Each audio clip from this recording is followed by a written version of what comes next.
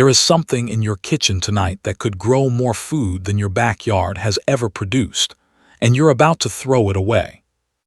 Coffee grounds still warm, an eggshell cracked clean in half, the stubborn end of an onion nobody wanted to finish chopping. You've made this exact motion 1,000 times: scrape, drop, forget. And every single time, without knowing it, you've been throwing away something worth more than anything sitting on a store shelf.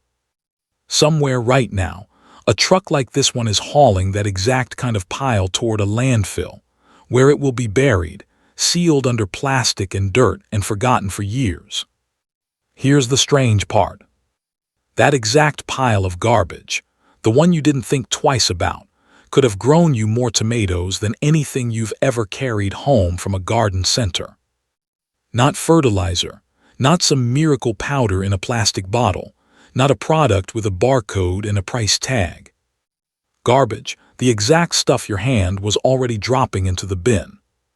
There's a reason certain families have never once thrown that pile away. And once you understand what they do with it instead, you are never going to look at your own trash can the same way again.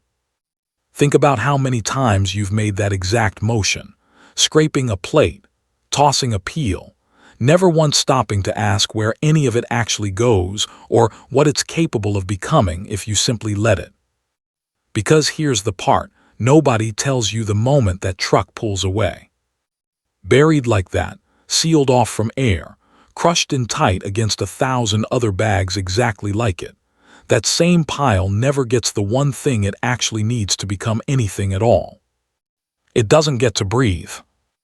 And without air, it never becomes soil. It just sits there, rotting in silence, doing nothing for anyone for years.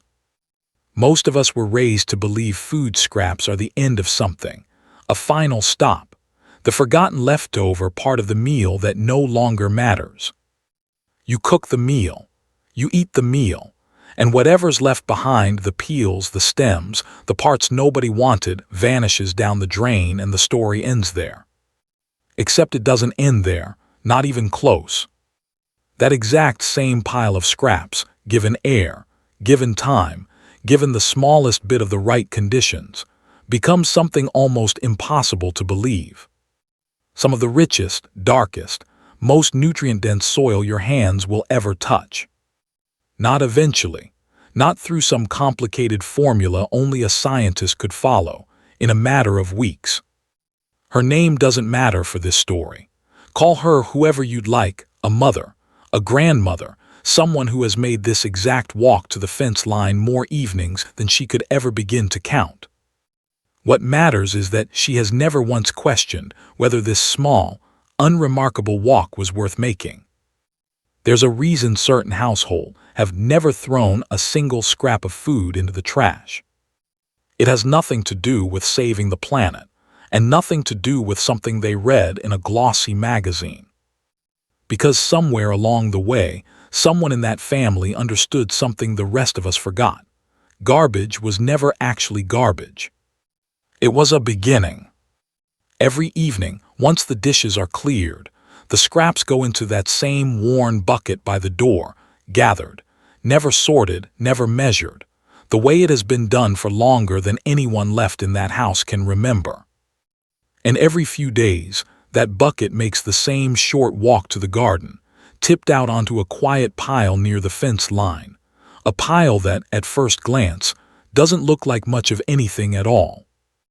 But if you knelt beside that pile and pressed your bare hand into its center, you would feel something that doesn't make sense at first. It's warm, almost uncomfortably warm, warmer than the air around it has any right to be. That heat is the first clue. It's the opening note of a transformation almost nobody ever gets to witness, because almost nobody lets their scraps sit long enough to become anything at all. Here's what's actually happening inside that warmth, even though nothing on the surface looks like it's moving.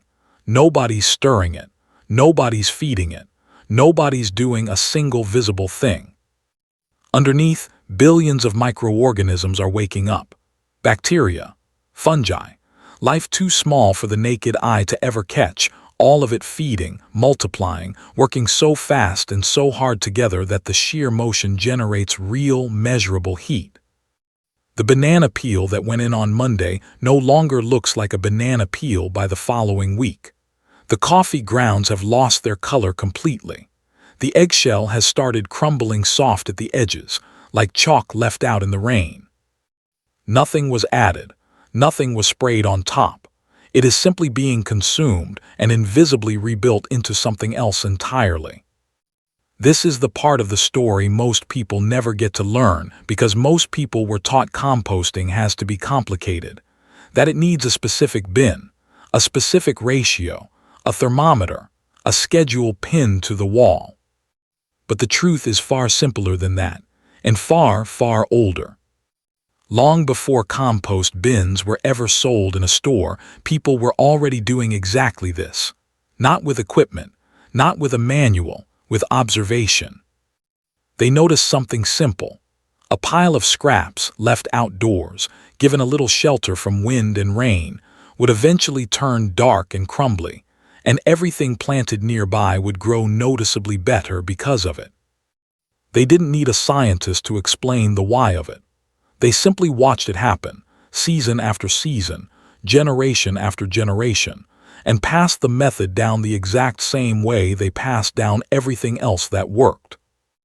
And what they discovered, almost by accident, centuries before anyone gave it a scientific name, is something modern gardeners are only now circling back to. Soil isn't something you buy. It's something you grow. Compare that to what most of us do instead.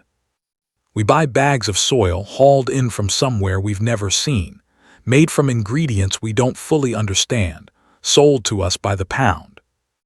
We use it once, it thins out, it compacts hard under a summer sun, and by the following season we're standing in that same aisle again, reaching for more. Meanwhile, that quiet pile by the fence line has been doing something the bagged soil never could, and never will. It's been getting richer every single week, for free, using nothing but what would have gone straight into the trash anyway. But here's a warning worth hearing, before you get too excited about starting a pile of your own. Not every pile of scraps turns into rich, dark soil. Some of them turn into something else entirely. A wet, slimy, foul-smelling mess that draws flies and makes the neighbors start asking uncomfortable questions.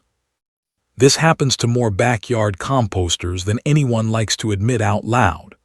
They toss their scraps in with good intentions, and instead of dark, crumbly soil, they end up with something closer to swamp water. So what went wrong here? What separates that failed, abandoned bin from the one steaming quietly by the Amish fence line? The answer is almost embarrassingly simple once you actually see it laid out side by side. That failed pile was nothing but scraps. Wet, soft, nitrogen-heavy material stacked on top of itself with nothing at all to hold it up. No air could move through it. No structure held it together. It simply caved in on itself and began rotting exactly the way scraps rot inside a sealed landfill bag, starved of oxygen, turning sour instead of turning rich. Scraps, it turns out, are not all created equal, and that ruined, abandoned bin is living proof of it. That failed bin was packed with nothing but soft, wet material, coffee grounds, vegetable trimmings, fruit peels, all moisture, all fast-burning energy, nothing at all to hold its shape. The Amish pile has that exact same wet material sitting inside it.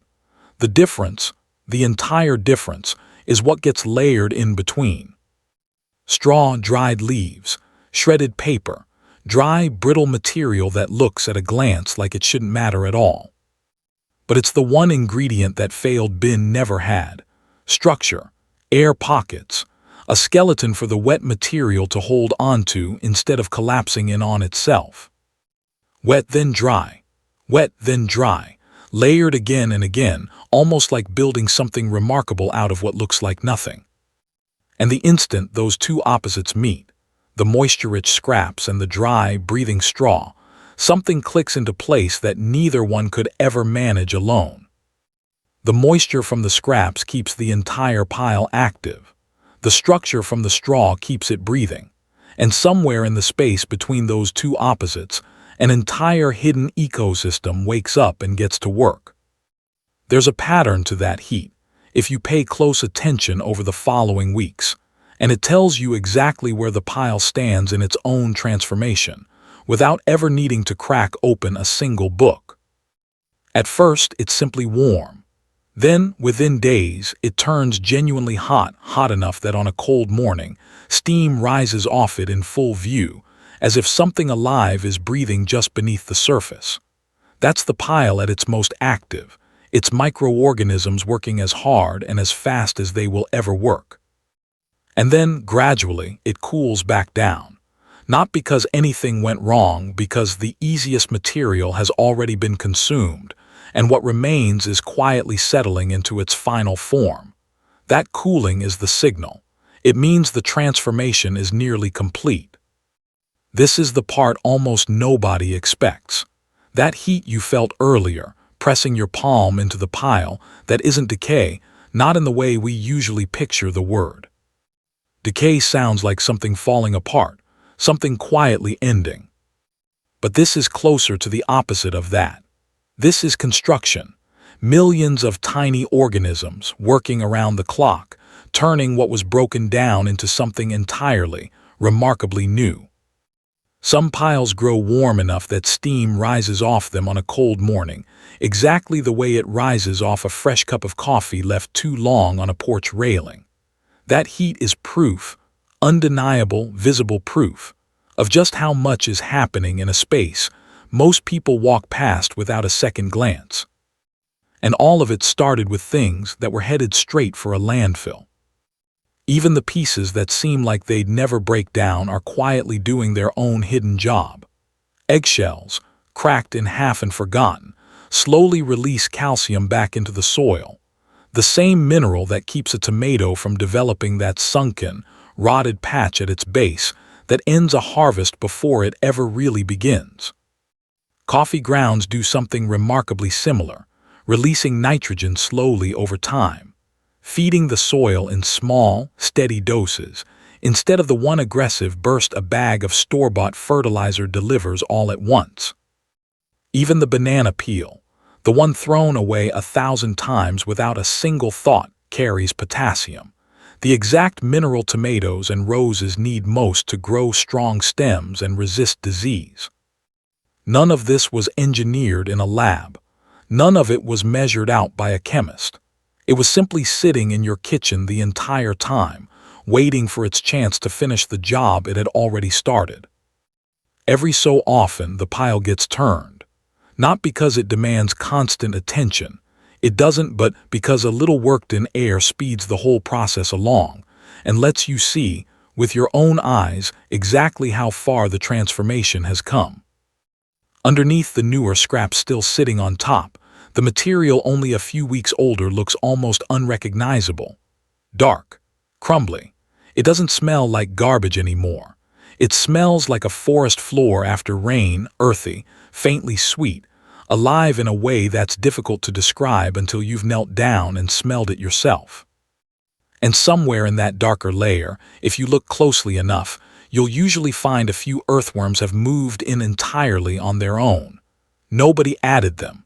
Nobody bought them from a store. They simply arrived, drawn in by the warmth and the food, and got to work doing exactly what worms have always done, tunneling, aerating, leaving behind castings that are, quietly, some of the most powerful natural fertilizer on the entire planet.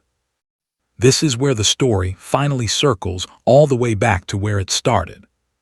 Remember that trash can, that ordinary pile of peels and eggshells and coffee grounds you've watched disappear into the dark 1,000 times before. Given a few months, given nothing more than a little straw and a little patience, that exact pile becomes the very thing gardeners spend real money trying to buy in bags every single spring. And the difference shows up fast, and it shows up everywhere. Plants grown in compost like this don't just survive. They push roots down deeper and faster, hold water longer through dry spells, and shrug off the kind of stress that leaves store-bought soil gardens wilting by the middle of summer. This is what a high yield actually looks like. Not one lucky plant, every plant. Tomatoes that keep coming after frost was supposed to end them. Squash vines outgrowing their own trellis. Herbs so thick you have to cut them back just to walk the row. Because this isn't just organic matter sitting still in the ground. It's alive, full of the very same microorganisms that broke it down in the first place. Organisms that keep working, unseen, underground, long after the compost has been spread and forgotten. Not everything from your kitchen belongs in that bucket, and this is worth knowing before you ever start, because getting it wrong is exactly how that swampy, foul-smelling pile happens in the first place. Meat, dairy, and anything oily or heavy with butter and grease. These attract pests, slow the whole process down, and throw off the delicate balance that makes the entire system work. They belong somewhere else entirely. But the plant-based scraps, the vegetable peels, the fruit cores, the wilted greens nobody got around to eating, the coffee grounds, the crushed eggshells, every one of those has a place in that pile, and every one of those was never really garbage to begin with. It's a small distinction, but it's the entire difference between a pile that turns into rich, dark soil and a pile that turns into a problem. So here's the part of this story that belongs entirely to you. You don't need a farm. You don't need acres of land, or animals, or a barn full of tools passed down through generations you never met. You need a bucket, some straw or dried leaves or even shredded newspaper, and a small patch of ground somewhere in your yard where a modest pile can sit undisturbed. That's genuinely all it takes to start. It doesn't take long before that motion, scraping the plate into the bin instead of the sink, stops feeling like an extra step at all. It becomes the same kind of quiet, automatic habit as locking the door on your way out. Something you do without thinking, because you've already seen exactly what it turns into. Every scrap that would have gone into the trash, every onion skin, every apple core, every handful of used coffee grounds, becomes a deposit into something that's going to pay you back later, in a currency far more valuable than money. And the timeline is shorter than most people expect. In as little as 6 to 8 weeks, under the right conditions, a pile like this can turn from raw scraps into finished, usable compost, dark, crumbly, ready to be worked into soil that's about to grow something extraordinary. No months of waiting. No years of trial and error. One season, and you're holding proof that garbage was never really garbage at all. Compare that to the store-bought bag sitting on a shelf, priced by the pound, trucked in from somewhere unknown, its ingredients blurred and unreadable behind a glossy label. That bag gives you a single season, and then it's gone, spent, waiting to be replaced. The pile by your fence line never stops giving. Every season adds to it. Every season, it comes back richer than the one before. There's something else that happens along the way, something nobody ever mentions when they talk about composting, a shift that has nothing to do with soil at all. You start looking at your own kitchen differently. That onion skin isn't trash anymore. It's material. That coffee ground isn't something to rinse carelessly down the drain. It's fuel for something that's about to happen in your backyard, whether you're watching closely or not. It's a small shift, but it changes the way an entire kitchen feels, less like a place where things get used up and thrown away, and more like the quiet beginning of a cycle that never really stops. And it doesn't stop with kitchen scraps either. Fallen leaves in autumn, grass clippings after a Saturday afternoon mow, the spent, browning stalks of a garden bed once the season finally winds down. All of it, every bit of it, feeds back into that same simple cycle. Nothing wasted, nothing hauled away in a truck to sit sealed in a landfill for years on end. Just returned to the very ground it came from in the first place. This is the part of the story that's easy to miss entirely if you're moving too fast to notice it. Every plant that has ever grown grew because something before it broke down and gave itself up to feed what came next. A fallen leaf becomes a nutrient becomes a root becomes a plant standing tall enough, finally, to cast its own shadow. It's the oldest cycle there is, older than any of us, older than farming itself. We just spent the last 100 years finding new and increasingly elaborate ways to interrupt it, sealing our scraps in plastic, trucking them for miles, burying them in places where nothing could ever grow from them again. And the families who never stopped doing it the old way, who kept that same small bucket faithfully by the kitchen door, who never once questioned whether their scraps belonged in the trash. They were never doing something old-fashioned. They were doing something the rest of us are only now, slowly, beginning to realize we walked away from. There's a kind of wisdom in that which never needed to be flashy or complicated. Just a habit, repeated faithfully every single evening, turning what looks like nothing into something capable of feeding an entire garden, season after season, without spending a single dollar on a bag of soil. Picture the version of your backyard that exists 6 months from tonight, if you started this very evening. A small bucket on the counter, a modest pile near the fence, nothing complicated, nothing expensive. And by the time the next growing season rolls around, soil so rich it holds moisture through an entire dry week without you lifting a single finger, and plants that don't just survive the summer heat, but genuinely thrive inside it. All of it traced back to a pile of scraps you almost threw away without a second thought. So the next time you're standing over your own kitchen trash can, about to toss in a handful of peels and stems and coffee grounds, pause, just for a second. That's not garbage in your hand. That's next season's harvest, quietly waiting for you to decide what happens to it next. Every peel becomes a possibility, every eggshell a beginning instead of an ending. And once you understand that, you start to wonder what else in your routine has been misunderstood, thrown away, dismissed, when really it was only ever the beginning of something. Because there's another pile, sitting untouched in nearly every backyard in America, that most people are also getting completely wrong, and what it's capable of growing might surprise you even more than this one did. Somewhere right now, a family already knows what that pile is for. You're about to find out too.